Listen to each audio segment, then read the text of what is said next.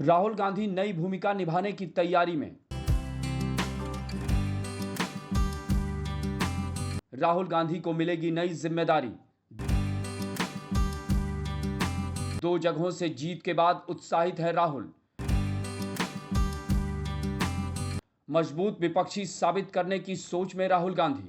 सियासत आंकड़ों का खेल है और ये आंकड़े जिसके पक्ष में भी हों, समझ लीजिए वही सबसे बड़ा खिलाड़ी है। और इस बार के चुनाव में बेशक कांग्रेस नेता राहुल गांधी देश में दूसरे सबसे बड़े खिलाड़ी बनकर उभरे हैं। और क्यों नहीं, उन्होंने इस बार केरल के वायनाड और उत्तर प्रदेश की रायबरेली सीट से बड़े मार्जिन से जीत दर्ज की है।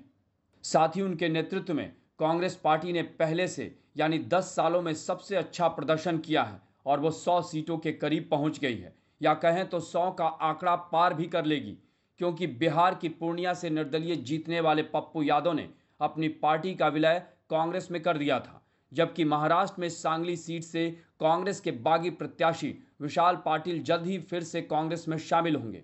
यानी कांग्रेस का 3 डिजिट यानी 100 तक पहुंचना राहुल और उनकी पार्टी दोनों के लिए न सिर्फ संतोषजनक है, बल्कि उनके कॉन्फिडेंस को बढ़ाने वाला भी है। ऐसे में राहुल गांधी के बारे में यह खबर है कि वो इस बार लोकसभा में नई भूमिका निभा सकते हैं, और ये नई भूमिका है नेता विपक्ष की। और इसके पीछे तर्क ये दिया जा रहा है कि कांग्रेस पार्टी में राहुल गांधी अब बहुत अनुभवी नेता हैं और वो 20 साल से लगातार सांसद हैं।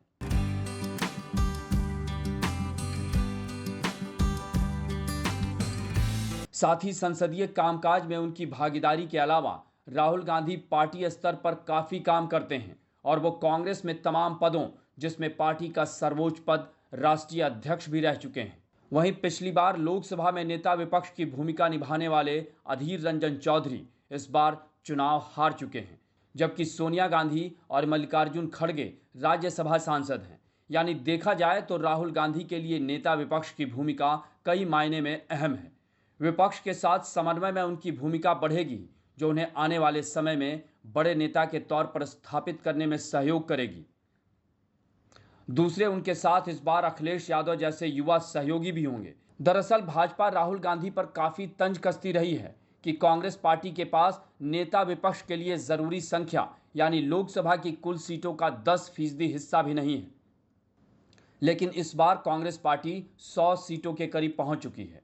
वैसे देखा जाए तो चुनाव से पहले राहुल गांधी ने न सिर्फ भारत जोड़ो यात्रा पार्ट 1 और पार्ट 2 किया, बल्कि विपक्षी इंडिया गठबंधन के गठन और उसे खड़ा करने में भी बहुत महत्वपूर्ण भूमिका निभाई।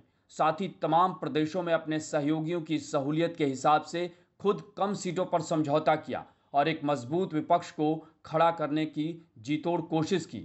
और कुछ दलों को छोड़ दें तो सत्ता पक्ष के खिलाफ एक उम्मीदवार देने की उनकी सोच काफ़ी कारगर भी साबित हुई, खासकर देश के सबसे अहम राज्य उत्तर प्रदेश में। बहरहाल राहुल गांधी अगर नेता विपक्ष की भूमिका निभाने के लिए तैयार होते हैं तो फिर सत्ता पक्ष तैयार रहे कि राहुल गांधी उनके खिलाफ खटाखट क्या करने वाले हैं।